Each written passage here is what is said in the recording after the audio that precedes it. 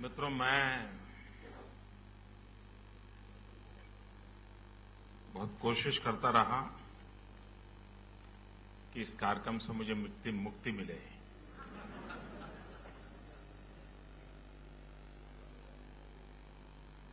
लेकिन दो कारणों से मैं सफल नहीं हुआ। एक, स्वामी दयानंद सरस्वती जी का आग्रह रहा, और दूसरा, स्वामी के पिताजी के साथ मुझे काम करने का अवसर मिला था इन 92।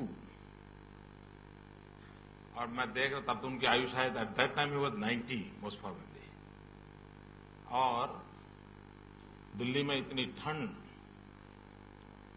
और हम लोगों ने पहली बार इलेक्शन कैंपेन में एड एजेंसी का उपयोग करने का निर्णय किया था। वो हमारा पहली बार प्रयोग था। लेकिन पहले तो अदरवाइज हम इन हाउस जो भी ठीक लगता था करते रहते थे। और तब इनके पिताजी इतनी मेहनत करते थे, इतनी एक एक चीज को बारीकाई से देखते थे। और मैं कह सकता हूं कि मुझे उसके कारण एक ही विषय को कितने तरीके से देखा जा सकता है, एक ही बात को कितने तरीके से बताई जा सकती है, जो नहीं है उसको भी कैसे दिखाया जा सकता है,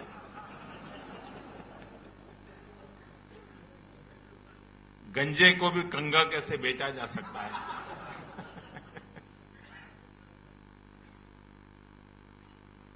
वो मैंने बहुत बारीकाई से ऑब्जर्व किया था।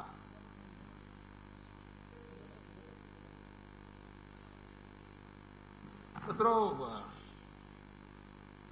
मैं एक विषय लगातार कहता हूं। बहुत से विषय ऐसे हैं जिसमें हमारी अपनी खुद की कुछ समस्याएं हैं, और उसी कारण से हम ब्रांड इंडिया ये दुनिया के सामने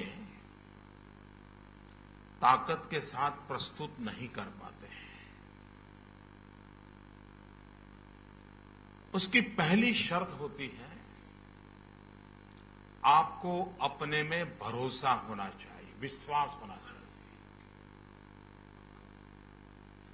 अगर आप जिस विषय को लेकर के दुनिया के सामने जा रहे हो, जिस प्रोडक्ट को लेकर जा रहे हो, जिस विचार को लेकर के जा रहे हो,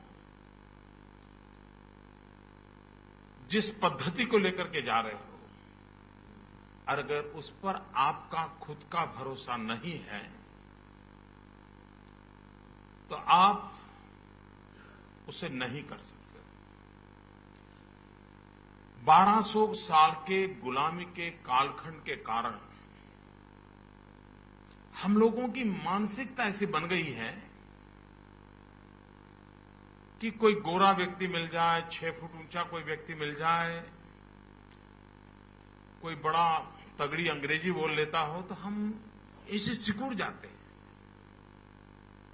उस गुलामी मानसिकता का परिणाम है कि हम आजादी के 60 साल के बाद भी हम उभर करके आए नहीं हैं। इंडिया इन जनरल न ब्रांडिंग हो सकता है, न ही कोई वो रास्ता चुनेगा। लेकिन कुछ चीजें होती हैं जिसका सिंबॉलिक वैल्यू होता है। हर चीज सिंबॉलिक वैल्यू से आगे बढ़ती है और एक प्रकार से वो डोर ओपनर बनती है। और उस सिंबॉलिक चीजों पर आपका क्या भरोसा है, किस प्रकार से आप जाते हैं, उस पर डिपेंड करता है। मैं मानता हूं कि आपको ऑरेटर तो बहुत मिलेंगे, ढेर सारे ऑरेटर मिलेंगे, बढ़िया से बढ़िया डायलॉग डिलीवरी करने वाले लोग मिल जाएंगे, आपको उत्तेजित करने वाला, उनके हर एक शब्द में सामर्थ्य रहता होगा। लेकिन कम्युनिकेटर बहुत कम मिलते हैं, ऑरेटर बहुत मिलते हैं। और पिछली शताब्दी का इस विश्व का अगर ग्रेटेस्ट कोई कम्युनिकेटर था तो महात्मा गांधी थे। अब ज्यादातर हम जो इस दुनिया में हैं, और आजकल शॉर्टकट का जमाना है, धैर्य बहुत कम है, जल्दी आगे बढ़ना है, और ज्यादातर लोग शॉर्टकट पर चले जाते हैं। लेकिन अगर हम रेलवे स्टेशन पे जाएं तो जहां ओवरब्रिज होता है वहां नीचे लिखा होता है। लोग क्या करते हैं, ऊपर नहीं जाते, नीचे कूद करके पटरी क्रॉस करते हैं। वहां लिखा होता है short come will cut you short, वहां लिखा होता है। और जिस शॉर्टकट के कारण ज्यादातर लोग रास्ता चुनते हैं इंप्रेसिव मार्केटिंग का।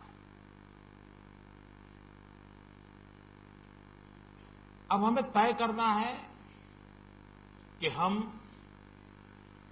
इंप्रेसिव के रास्ते पर जाना चाहते हैं या इंस्पायरिंग के रास्ते पर जाना चाहते हैं।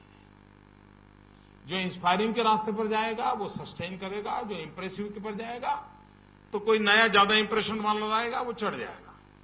ये सीधा सीधा बाजार का नियम है। और इसलिए गांधी के व्यक्तित्व को देखते हैं तो ध्यान में आता है कि इंप्रेसिव कुछ नहीं था, लेकिन इंस्पायरिंग सब कुछ था। उनके रहन सहन, उनके कपड़े और मजा देखिए कैसा कम्युनिकेटर था ये आदमी से। खुद अहिंसा की बात करते थे लेकिन हाथ में डंडा रखते थे। आज की कम्युनिकेशन वर्ल्ड इस कॉन्ट्रास्ट को नहीं पकड़ पाएगी मित्रों। मैं नहीं जानता हूं, आप तो इस विषय के एक्सपर्ट हैं। सोचेगा यार अहिंसा की बात करूं और डंडा कैसे दिखाऊं, लेकिन उन्होंने दिखाया। उस इंसान ने कभी टोपी नहीं पहनी, लेकिन सारी दुनिया गांधी टोपी पहनती है।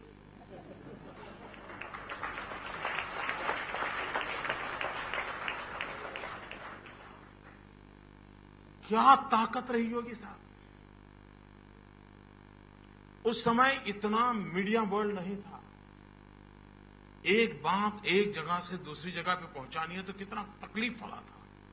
मित्रों, अभी मैं यहां बोलूं, बाहर कमरे के बाद वही शब्द, वही स्पिरिट, वही स्ट्रेंथ के साथ कन्वर्ट होगा कि नहीं होगा कहना कठिन है। उस युग में गांधी का शब्द without any dilution, without any diversion आखिरी छोर तक पहुंचता था। मित्र, ऐसा कम्युनिकेटर की स्किल शायद ही मित्रों दुनिया में, लेकिन इस विषय पर ये मार्केटिंग के दुनिया के लोगों ने भी कोई किताब नहीं लिखी हो। तो ब्रांड इंडिया के लिए मेरा पहली प्रार्थना आप लोगों से ऐसी है कि एक छोटी कमेटी बनाइए और नेक्स्ट ईयर आपका जब सम्मेलन हो उस समय Gandhi the great communicator research करके किताब निकालिए। आप सबको वो इंस्पिरेशन देगी। और नहीं सिर्फ आपको, दुनिया की यूनिवर्सिटियों के लिए वो केस स्टडी बनना चाहिए, ऐसी वो किताब बनानी चाहिए। अगर ये हम करते हैं कि दुनिया की टॉप मोस्ट यूनिवर्सिटी के लिए गांधी द ग्रेट कम्युनिकेटर एक बढ़िया बुक आती है, वो वहां के स्टूडेंट्स के लिए केस स्टडी का विषय बनता है, मतलब ब्रांडिंग हो गया। ये ब्रांडिंग का यही तो रास्ता होता है जी। ब्रांड कैसे करना, आप देखिए आज भी हम इस गुलामी की मानसिकता की हमारी अवस्था देखिए। कभी कभी हम तुलसीदास की बात करेंगे तो क्या कहते हैं, हमारे देश के शेक्सपियर, ऐसा बोलते हैं। सरदार पटेल की बात क्या करेंगे तो क्या कहेंगे, हमारे देश के बिस्मार्क। ये क्यों निकलता है, हमें अपने पर कॉन्फिडेंस नहीं है, वो गुलामी की मानसिकता है। वरना दुनिया को बोलना चाहिए कि शेक्सपियर है ना, वो हमारे तुलसीदास है। ये निकलना चाहिए। बिस्मार्क ये हमारे देश के सरदार पटेल है, ये निकलना चाहिए। पर हम अपनी पहचान खो चुके हैं। अगर ब्रांड इंडिया की बात करनी है तो हमारी हर चीज पर उसके सामर्थ्य को हमें पहचानना पड़ेगा। अगर हम हमारी शक्तियों को पहचानते हैं तो हमें तभी तो उसका मार्केट कर सकते हैं। अब देखिए, सारा विश्व मार्टिन लूथर किंग को जानता है, लेकिन क्या हम दावा कर सकते हैं कि दुनिया गांधी को उसी रूप में जानती है? जिस समय एटनबरो ने गांधी फिल्म बनाई, उसके बाद मैं नवजीवन प्रकाशन जो महात्मा गांधी ने प्रारंभ किया था, उनसे ऐसे ही मिलता रहता था, मुझे किताबों का शौक था। तो उन्होंने मुझे मजेदार बात बताई, साहब गांधी फिल्म बनने के बाद हमारी पिछले 30-30 साल के जो पब्लिकेशन थे सब बिक गए, सारी किताबें चली गई, हम नई एडिशन छाप रहे हैं। मित्रों, एटनबरो ने एक काम किया, मैं आज भी इस मत का हूं। अगर हमने पिछले 50 साल में पूरी मानव जात के कल्याण के लिए अकेले गांधी को लेकर के चल पड़ते, अकेले गांधी को दुनिया के सामने इस महापुरुष को हम प्रस्तुत करते, उनके वैल्यूज को प्रस्तुत करते, जगत को सोचने के लिए मजबूर करते, तो आज ब्रांड इंडिया के लिए हमें कोशिश न करनी पड़ती। दुनिया की सारी यूनिवर्सिटीज, दुनिया के सारे कम्युनिकेशन वर्ल्ड के लोग, मार्केटिंग के लोग गांधी को ढूंढते ढूंढते हिंदुस्तान की धरती पर भटकते होते। लेकिन हम उस लहजे से, उस मूड में अपनी चीजों को भरोसा लेकर के नहीं कर पाते। मित्रों, आज पूरा विश्व ग्लोबल वार्मिंग की चर्चा कर रहा है। अब जब देखिए, कभी कभी क्या होता है कि चीज आपकी बहुत जल्दी कैसे पहुंचती है, जब लोग किसी चीज की तलाश में हो, किसी चीज के इंतजार में हो, और तब जो चीज पहुंचे, उस रूप में पहुंचे, तो एकदम एक्सेप्टेबल हो जाती है। और ये मार्केटिंग का बड़ा सीधा साधा नियम होगा, मैं आपकी थियरी वेरी तो जानता नहीं हूं, लेकिन मेरा रॉ विजडम कहता है कि जब ये बाजार में जरूरत होती है, उस समय अगर आप पहुंचते हैं तो एकदम से आप टॉप पर पहुंच जाते हैं, आप बड़ी सरलता से एक्सेप्ट हो जाते हैं। आज पूरा विश्व ग्लोबल वार्मिंग की चर्चा कर रहा है, चिंता भी कर रहा है, वो अपने तरीके से रास्ते खोज रहा है। अच्छा, ग्लोबल वार्मिंग के संबंध में सबसे ज्यादा कौन हो हल्ला कर रहे हैं? वो समाज कर रहे हैं जिन्होंने सबसे ज्यादा नेचर का एक्सप्लॉइटेशन किया है, जिन्होंने सबसे ज्यादा प्रकृति के साथ खिलवाड़ किया है, और वो आज दुनिया में चैंपियन बन के ग्लोबल वार्मिंग को लेकर के लीड कर रहे हैं, और वो उनकी ब्रांड इमेज बन रहे हैं। मैं तो हैरान हूं जी, नोबेल प्राइज उन लोगों को मिल रहे हैं जो सचमुच में नॉट एज ए इंडिविजुअल लेकिन एज ए सोसाइटी 200-300 साल से प्रकृति का सबसे ज्यादा जिन्होंने एक्सप्लॉइटेशन किया है, वे आज लीडर बने बैठे हैं।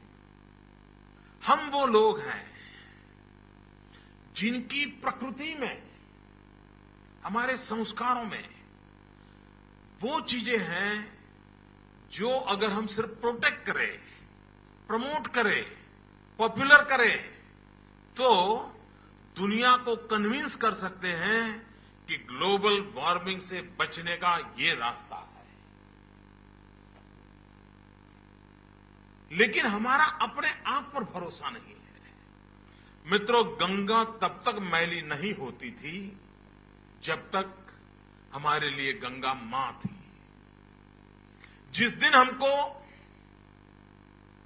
पढ़ाया गया कि गंगा भी H2O है, हमारी श्रद्धा खत्म हो गई। वो एक पानी पानी है, गंदा करने से हम सब, ये जो अवस्था है, हमारे पूर्वजों ने नदी को मां कहा, पानी का मूल्य, नदी का महत्व है, उस जमाने में जो टर्मिनोलॉजी काम आती थी उस टर्मिनोलॉजी का उन्होंने उपयोग किया।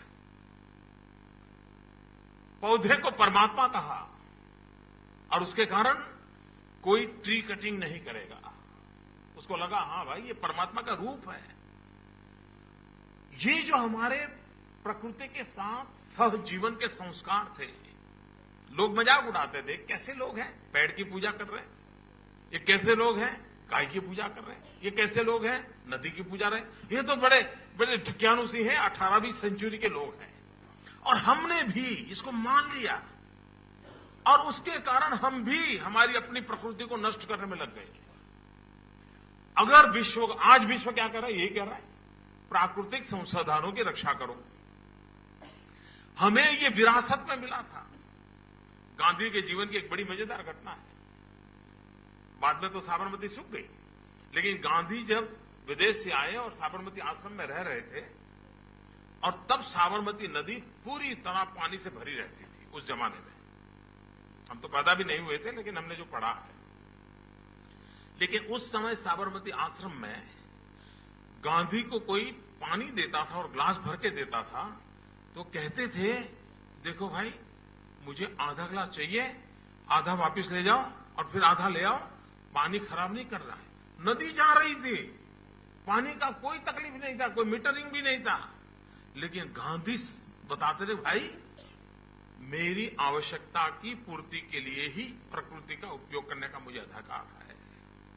हमारे पूर्वजों ने हमें सिखाया था milking of nature, exploitation of the nature, ये हमें नहीं सिखाया गया।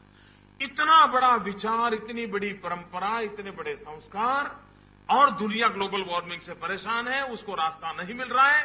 क्या हम ब्रांड इंडिया के लिए दुनिया को आज ग्लोबल वार्मिंग की चिंता है, इन उपायों के माध्यम से वैज्ञानिक तौर तरीके से रख करके टर्मिनोलॉजी बदलनी पड़ेगी। युग बदलता है, परिभाषाएं बदलती हैं, सत्य नहीं बदलता है। हम उसको लेकर के चल सकते हैं क्या?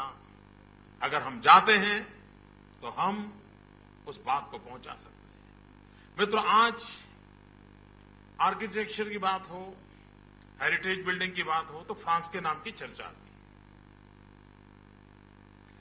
लेकिन मान लो, कल्पना करो कि हिंदुस्तान अगर फ्रांस जितना ही छोटा देश होता, भूभाग उसका, और आज हिंदुस्तान में जितने हेरिटेज बिल्डिंग है वो उसी इलाके में होते, तो मुझे बताइए हर तीसरे कदम पर हेरिटेज बिल्डिंग होता कि नहीं होता? क्या हम विश्व में हमारे आर्किटेक्चर को लेकर के, हमारी उस परंपरा के लिए, हमारी उस विरासत के लिए हम दुनिया में हम ग्लोबली मार्केटिंग कर सकते थे? नहीं कर सकते। जो टूरिज्म पे काम करने वाले लोग हैं उनके लिए इससे बढ़िया कोई बात हो सकती थी क्या? लेकिन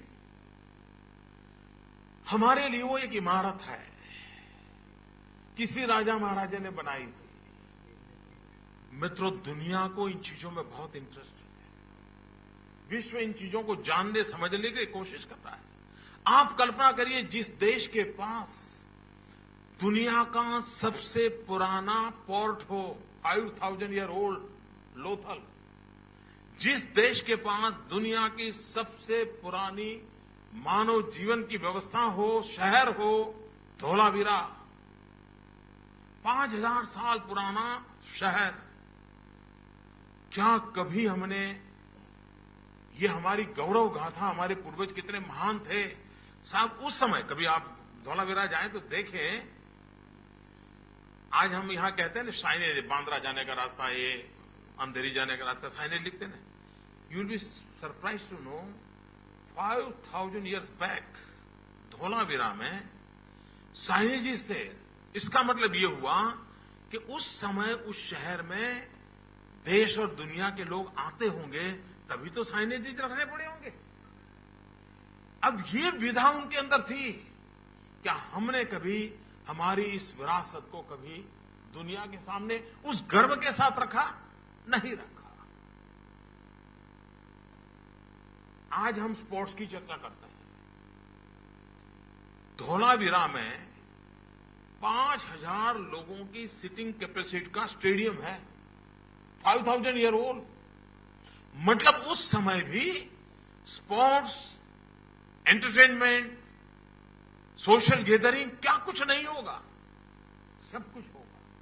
और अगर ये बात दुनिया के पास पहुंचे तो विश्व हमारी तरफ आकर्षित होने के लिए भाई तुरंत लगेगा, अरे जिनका इतना भव्य भूतकाल है, इतना इनका वर्तमान निकम्मा नहीं हो सकता है। और इसलिए हमारी विरासत पर, हमारे मूल्यों पर हमारा भरोसा होना चाहिए। अगर ये होगा, आप देखिए संगीत, मित्रों आज अकेले संगीत को ही हम लेकर के विश्व में चले जाते हैं, उसी को एक सहारा बनाते हैं, तो हम दुनिया को क्या नहीं दे सकते थे। विश्व को पता भी नहीं है कि सुबह 5 बजे का संगीत भी अलग होता है और सूरज उगने के बाद का संगीत भी अलग होता है, भरी दोपहरी का संगीत भी अलग होता है और ढलकी रात का संगीत भी अलग होता है। ये कहां दुनिया ने सुना है, उसको पता तो चले। मैं ब्रांड इंडिया करना चाहता हूं तो मेरे इस पूर्वजों ने इतनी बड़ी विरासत दी है, मैं कभी ले गया नहीं ले गया। मित्रों आज विश्व नृत्य नाट्य दुनिया की पूरा विश्व के अंदर मित्रों सदियों से, यानी हमारे यहां राजा महाराजा थे और लड़ाइयां होती थी, तब भी मिलिट्री पावर से दुनिया नहीं चलती थी, इकोनॉमिक पावर से विश्व के रिलेशन नहीं बनते थे। इतिहास गवाह है विश्व के को जोड़ने की, विश्व के इस ताकत को स्ट्रेंथन करने का सबसे बड़ी ताकत थी तो सॉफ्ट पावर था। हम ही ने उस सॉफ्ट पावर को उपेक्षित कर दिया। पहले के जमाने आपने देखा, 2 राजाओं के बीच झगड़ा होता था तो एक राजा दूसरे राजा को, एक बहन दूसरे राजा को राखी भेजती थी, ये सॉफ्ट पावर था। अब वो राखी भेजते ही ऐसा नाता बन जाता था कि दोनों राजा लड़ाई बंद कर देते थे। सॉफ्ट पावर के अपने तरीके हुआ करते थे। आज भी विश्व के अंदर मिलिट्री पावर, आर्थिक सत्ता का अपना मूल्य होने के बाद भी विश्व को जोड़ने की सबसे बड़ी ताकत होती है सॉफ्ट पावर। सॉफ्ट पावर में हम जितने रीच हैं, दुनिया की कोई संस्कृति परंपरा सॉफ्ट पावर में इतनी रीच नहीं है जितने हम लोग रीच हैं। क्या नहीं है हमारे पास, हम दुनिया को इसको कैसे मार्केटिंग करें। हमारे संगीत का सामर्थ्य इतना है, हमारे संगीत की ताकत इतनी है मित्रों। और मित्रों इंसान संगीत से क्यों जुड़ता है, संगीत से अपना नाता क्यों बनाता है। आपने भी संगीत के साथ बैठे होंगे। संगीत तो सिर्फ कान की व्यवस्था नहीं है जी, संगीत तो सिर्फ कान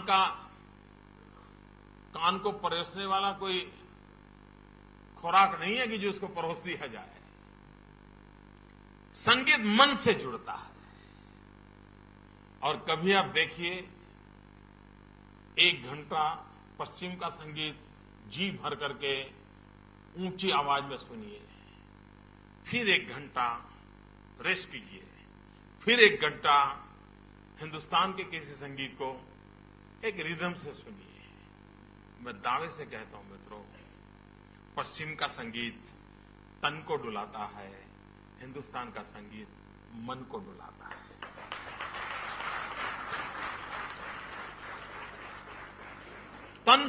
तन जो डुलाता है उसके संतोष की आयु बहुत कम होती है, मन को डुलाता है उसके संतोष का ड्यूरेशन दीर्घकालीन होता है, कभी कभी चिरंजीव होता है।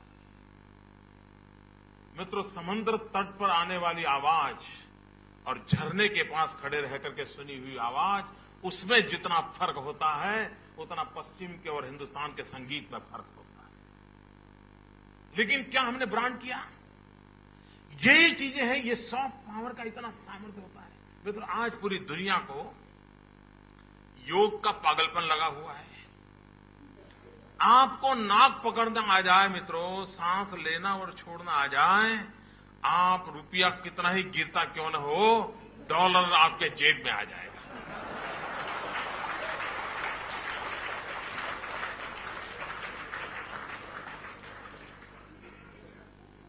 मित्रों, योग का इतना बड़ा मार्केट है, बहुत बड़ा, यानी ग्लोबली शायद इससे बड़ा कोई मार्केट हमारे पास, मैं नहीं मानता हूं किसी, हमारी ज्ञान का इतना बड़ा मार्केट होगा जितना कि योग का है। लेकिन भारत सरकार को पूछा जाए कि भाई इतना पॉपुलर है, आप सारी चीजें एक्सपोर्ट बनाने के लिए इतनी कमेटियां बनाते हो, हमारे दीपक भाई जैसे कितनी मेहनत करते होंगे, ये योग एक्सपोर्ट करो यार। सारी दुनिया आपका योग लेने के लिए तैयार है। मित्रों, जिस दुनिया ने हमने सांस लेना सिखाया, ये सामर्थ्य है, लेकिन हमने उसका ब्रांडिंग नहीं किया। मित्रों, आज होलिस्टिक हेल्थ केयर पूरे विश्व के हर इंडिविजुअल इसके लिए वो तरस रहा है। दुनिया के लोग दवाई से ऊब चुके हैं। वे preventive health and holistic health, ये दुनिया के हर इंसान की अपनी मांग है, अपेक्षा है, आवश्यकता है। मतलब कि इतना बड़ा मार्केट अवेलेबल है। क्या हमने ब्रांड इंडिया के अपने अल्टीमेट गोल को पार करने के लिए क्या कभी हमने हमारी परंपरागत होलिस्टिक हेल्थ केयर की चीजों को हाथ लगाया क्या? प्रिवेंटिव हेल्थ के हमारे रास्ते हैं, उसको तैयार किया क्या? ऐसा नहीं है कोई विज्ञान की कसौटी पर खरे नहीं उतरे हैं, वो खरे उतरे हैं। लेकिन अगर हम दुनिया में उसको कैसे ले जाएं? आप देखिए, हर्बल मेडिसिन ये हमारी बपोती है। हमारे पूर्वजों ने, हमारे ऋषियों ने, मुनियों ने आयुर्वेद हमें दिया। पूरे विश्व में सबसे पहला ऑपरेशन हमारे यहां हुआ। मित्र, आज लोग कहते हैं, जेनेटिक इंजीनियरिंग की बात करते हैं, क्लोन के निर्माण की बात करते हैं। आप एक शरीर से, क्लोन के सिस्टम से दूसरा शरीर पैदा कर सकते हैं। मित्रों, महाभारत में कर्ण का जन्म यही तो जेनेटिक साइंस से हुआ था। कर्ण मां के पेट से पैदा नहीं हुआ था, जेनेटिक साइंस से पैदा हुआ था। लेकिन हमें उस जेनेटिक साइंस पे भरोसा होता, और आज हम अगर दुनिया को ये बात दिखा देते हैं, हम ब्रांड इंडिया की बात करते हैं, तो एक सामर्थ्य के साथ हम जा सकते थे। मेरा कहने का तात्पर्य यह है मित्रों कि आज विश्व को जो चीजें चाहिए, जिन चीजों की विश्व को तलाश है, वे सब हमारे पास मौजूद है। पर हमें हमारे पर भरोसा नहीं, हम पर अपना विश्वास नहीं है कि हमारी ये शक्ति हम दुनिया में जाकर के ले जा सकते हैं। पंडित नेहरू की सरकार के समय ये चर्चा चली देश में कि आयुर्वेद का मार्केटिंग कैसे किया जाए, आयुर्वेद की तरफ लोगों के रुझान कैसे बढ़ाई जाए। तब तो कोई ग्लोबल मार्केटिंग का बहुत सोच नहीं थी, क्योंकि समाजवादी का ऐसा भूत सवार था अपने देश में कि ये सब दिखता नहीं था। तो एक हाथी कमीशन बैठा था उस समय, जयसुखलाल हाथी के नेतृत्व में कमीशन बैठा था, और 60 के दशक में वो कमीशन की रिपोर्ट आई। आज भी वो पढ़ने जैसे, हर मार्केटिंग वालों ने पढ़ने जैसी है। हाथी कमीशन की रिपोर्ट है कि आयुर्वेद का बढ़ावा कैसे किया जाए, आयुर्वेद कैसे पहुंचाया जाए। हाथी कमीशन ने कहा है कि समस्या आयुर्वेद और दवाइयां और उपचार, रोग मुक्ति इसकी नहीं है, लोगों को इसमें कोई आशंका भी नहीं है। तब तो कोई हिंदुस्तान तक ही सीमित था। उन्होंने लिखा है कि अगर आयुर्वेद को हमने बढ़ाना है तो सबसे पहला काम है पैकेजिंग बदलो। मैं 60s के समय की बात कर रहा हूं। ये रिपोर्ट का पहला आग्रहपूर्वक एक जो सजेशन है वो ये है, क्योंकि लोगों को पुड़िया लेकर के जाना या पत्तियां लेकर के जाना, जहां जाए वहां उसको उबालना, फिर उसका काढ़ा करना और पीना, ये सामान्य मानवी नहीं करेगा। पैकेजिंग बदलोगे तो आयुर्वेद जाएगा। मित्रों, आज चाइना सारे विश्व में सबसे अधिक हर्बल मेडिसिन एक्सपोर्ट करता है, चाइना। जबकि ये विरासत हमारी है, हम हर्बल मेडिसिन के एक्सपोर्ट में सबसे नीचे हैं। अगर हमने उसका ठीक से पैकेजिंग करते, ठीक से हम उसका वैल्यू एडिशन करते, ब्रांडिंग करते, और दुनिया के कई देश हैं जो उसको मेडिसिन के रूप में एक्सेप्ट नहीं करते हैं, लेकिन एडिशनल फूड के रूप में उसको एक्सेप्ट करते हैं। उस रूप में अगर हम ले जाते हैं तो आज हम हर्बल मेडिसिन के माध्यम से जो होलिस्टिक हेल्थ केयर का जो मूड बना है, दुनिया के अंदर मार्केट वेट कर रहा है। योग होता तो प्रिवेंटिव मेडिसिन को लेकर के जाता। आज मित्रों पूरे विश्व में आत्महत्या करने वालों की संख्या बढ़ रही है। छोटी आयु के नौजवान आत्महत्या ज्यादा कर रहे हैं। पूरे विश्व की चिंता का विषय है। ऐसे समय उसको बचाने के लिए कोई रास्ते हैं कि नहीं है? हमारे योग, प्राणायाम, धैर्य, पेशेंस, ये गुणों का विकास के लिए हमारे पूर्वजों ने बहुत बड़ा शास्त्र दिया हुआ है। व्यक्ति के भीतर की सारी विटंबनाओं से मुक्ति दिलाने का रास्ता हमारे पास मौजूद है। अगर हमने ब्रांड इंडिया किया होता, और जरूरी नहीं है कि हर एक को ताजमहल बेचा जाता है, जिसको जो चाहिए वो देना पड़ता है, लेकिन हम ताजमहल से बाहर निकले ही नहीं।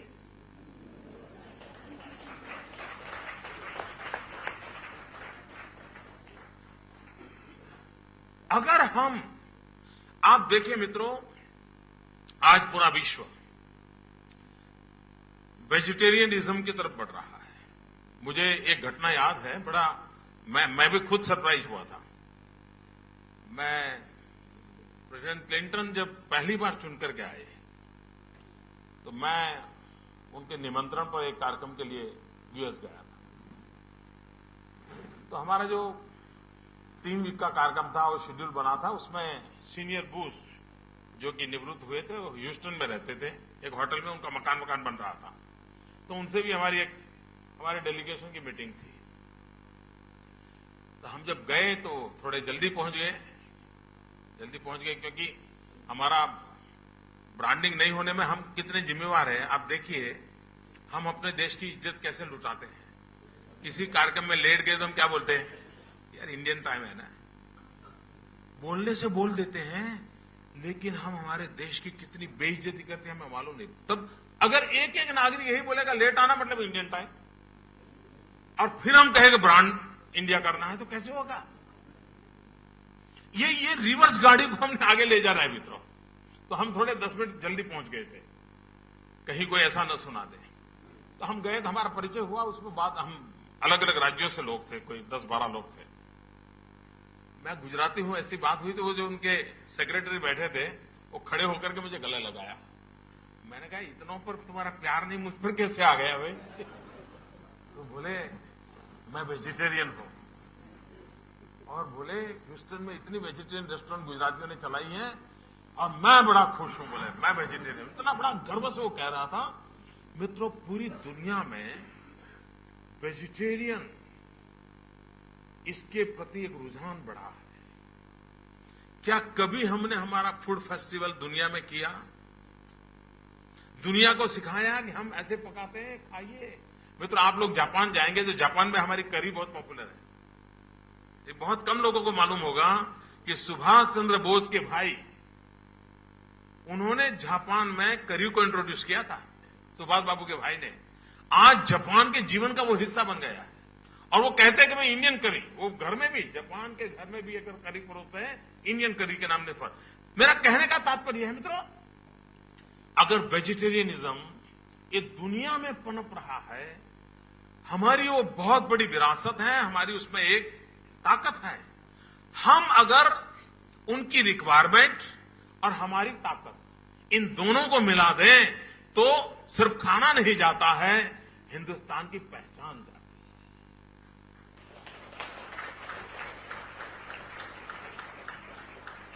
जब तक हमारी इन बातों पर हम ध्यान नहीं देंगे, आप देखिए, आज भी विश्व में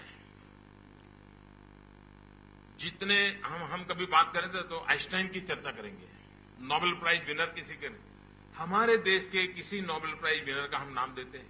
नहीं देते। हम साहित्य की चर्चा करें, रविंद्रनाथ टैगोर का नाम हम जुस्से के साथ रखते हैं क्या? नहीं रखते। हम किसी विदेशी का नाम आ गया तो मित्रों, ब्रांड इंडिया करने के लिए पहले हमारे दिलो दिमाग में इंडिया भरना पड़ता है। हमारे हर बोलचाल में, शब्दों में, व्यवहार में, जब तक हम, जैसे वो क्रिकेट वाले एडवर्टाइज करते, पीयूष करते हो, कौन करते मुझे मालूम नहीं, वो कहते हैं मैं क्रिकेट जहां खाता हूं, मैं क्रिकेट सोता हूं, ऐसी आती थी एडवर्टाइजिंग। मित्रों, क्रिकेट के लिए ठीक है, लेकिन हमने सोते बैठते उठते इंडिया इंडिया इंडिया करने से हमारा विश्वास। मित्रों, मेरा बैकग्राउंड तो आरएसएस का है, तो हम लोगों के संबंध में एक छवि बनी हुई है कि हम तो ऐसा कर सकते, ऐसा नहीं कर सकते। सर, फैशन शो तो हम सोच ही नहीं सकते आरएसएस के स्कूल ऑफ थॉट्स में, सोच ही नहीं सकते। मैंने एक दिन फैशन शो ऑर्गेनाइज किया। मुझे मालूम था मुझे प्यार करने वाले लोग मेरे पर बड़े नाराज हो जाएंगे, मुझे मालूम था, और मैंने उसको ऑर्गेनाइज तो किया, पोरबंदर में किया, और वो भी 2 अक्टूबर को किया। तो मैं जानता हूं क्या करने से तूफान खड़ा होता है।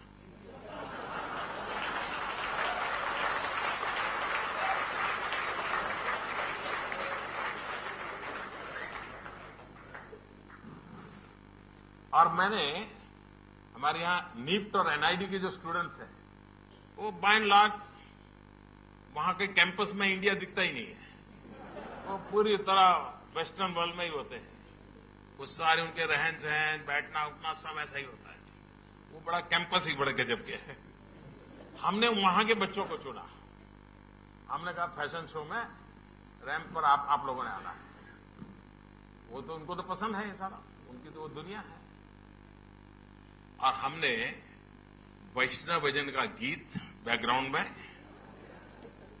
खादी के कॉस्ट्यूम्स, और निफ्ट और एनआईडी के बच्चे, पोरबंदर की धरती, गांधी का जन्मदिन, और ऑडियंस में मैं विनोबा भावे के शिष्य, नाम मैं भी भूल गया, बालजी को बुलाया था मैंने चीफ गेस्ट के नाते। वो खुद तो गांधी की तरह लंगोटी पहनते थे। मैंने कहा मित्रों, मैंने खादी का मार्केटिंग बिल्कुल आधुनिक स्वरूप में उस समय किया था। मैं 8-9 साल पहले की बात कर रहा हूं। और बालजी ने मुझे कहा, नरेंद्र भाई, हम लोग खादी खादी करते रहे, आपने बस इन बच्चों को जिस तरह, अब हम भी ऐसा सोचेंगे। मित्रों, मैं फैशन शो की सोच नहीं सकता हूं। मैंने उस काम को आधुनिक स्वरूप में रखा, खादी का मार्केटिंग करने के लिए कोशिश की। और आज धीरे धीरे, आज भी मैंने कल टीवी पर एक प्रेस कॉन्फ्रेंस सुन रहा था खादी बोर्ड के चेयरमैन का, वो दिल्ली के अंदर इस 2 अक्टूबर को कुछ करने वाले हैं। ऐसा कहने का तात्पर्य यह है मित्रों, आज विश्व केमिकल फ्री कॉटन को सिलेक्ट कर रहा है। नेचुरल ग्रोन कलर वाला कॉटन उसको चाहिए, केमिकल वाला कलर नहीं चाहिए। हमारी खादी में वो ताकत है। मित्रों, खादी से गरीब को रोजी मिलती है, लेकिन हमने खादी को राजनेताओं के घर तक, चुनाव तक सीमित कर दिया है।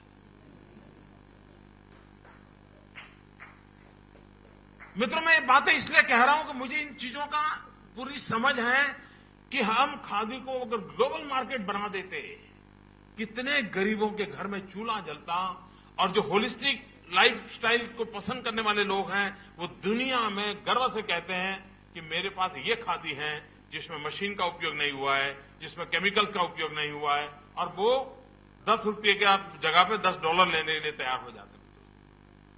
आप देखिए, हमारे देश में आज भी 40% किसान ऐसे होंगे, मेरे पास कोई एग्जैक्ट सर्वे नहीं है, लेकिन मोटा मोटा मैं बताता हूं, 40%, मान लो चलो 40 नहीं 10% किसान ऐसे होंगे जिन्होंने, बेचारों ने अपनी खेती में केमिकल का नामो निशान नहीं सुना होगा, पेस्टिसाइड्स का नामो निशान।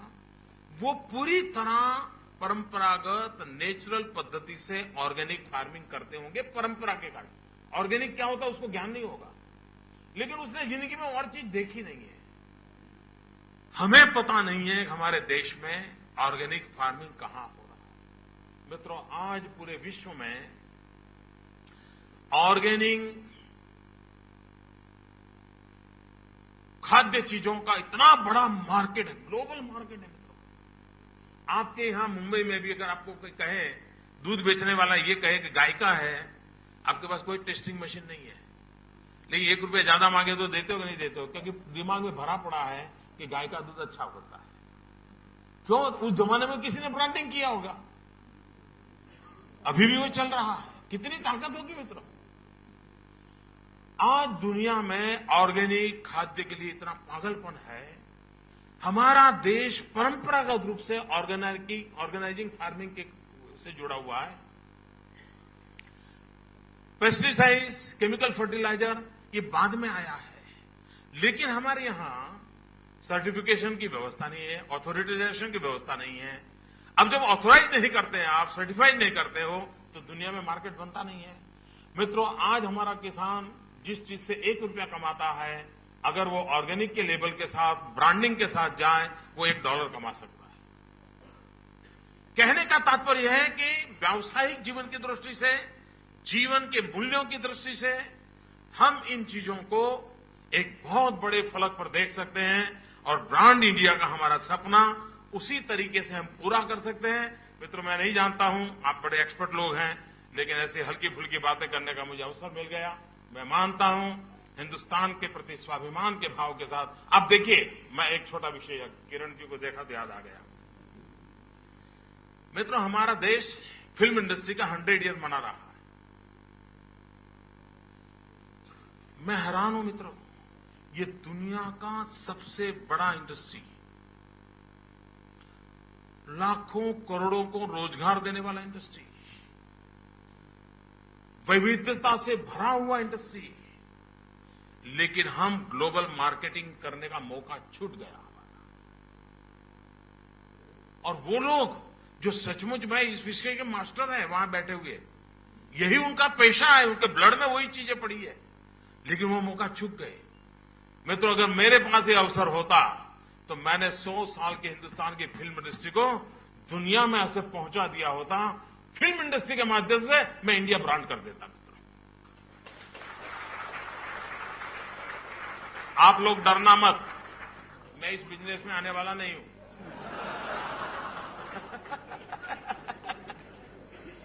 मैं इस दुनिया में आने वाला नहीं हूं मित्रों, लेकिन मेरा पीयूष जी के साथ मैं काम करता हूं, क्योंकि वो हमारा टूरिज्म की एडवर्टाइजिंग करते हैं, तो घंटों तक उनसे मुझे बहस करने का कभी कभी अवसर मिलता है, कभी सुनील के साथ सर खपाता रहता हूं।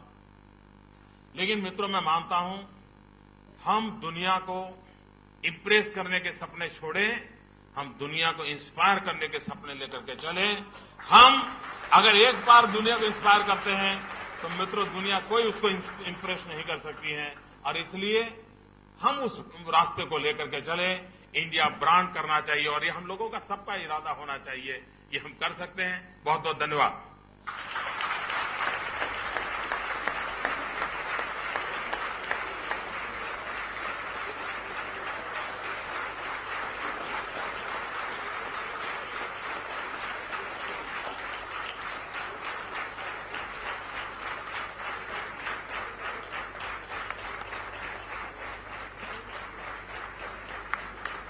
Thank you, sir. Thank you very, very much.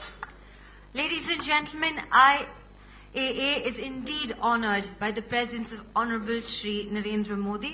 As a very special gesture, IAA is proud to make him an honorary member of IAA, which distinction has not been offered to anyone before.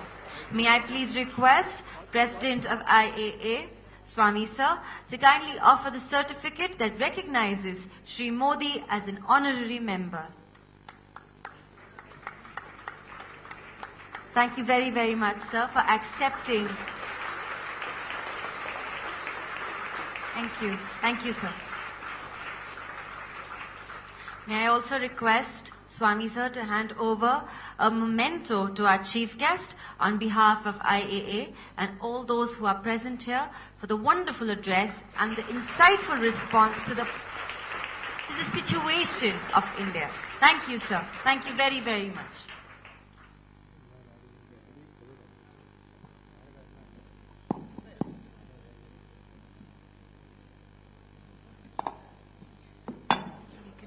All right. Ladies and gentlemen, without further ado, I'm only going to request a few more minutes of your time. I'd like to invite Monica Tata, Honorary Secretary IAA India and Chairperson of IAA Global Marketing Summit, to propose the formal vote of thanks. Thank you, Kubra. Thank you, Shri Narendra Modi ji, for sharing your vision on Brand India. On behalf of IAA, I would like to extend our deepest gratitude for taking out your precious time to be part of IAA's Global Marketing Summit. It was indeed an inspirational address, sir.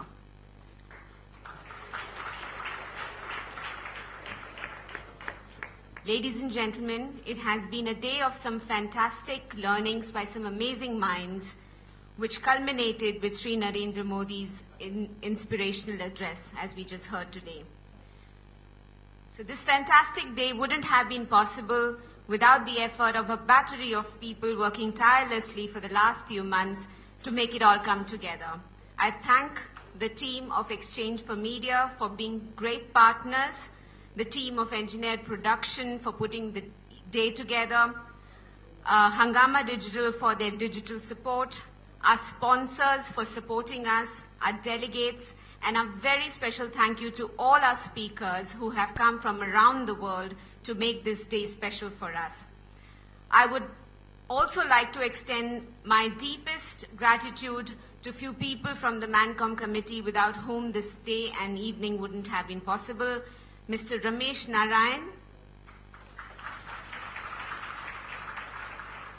Mr. Pradeep Guha, Mr. Rajesh Kejriwal, and Mr. Neville Tarapurwala. And last, but definitely not the least, I thank our dynamic president of IAA India chapter, Mr. Srinivas Swamy, for inspiring and driving us to deliver month on month such fantastic forums. Thank you, Mr. Swamy.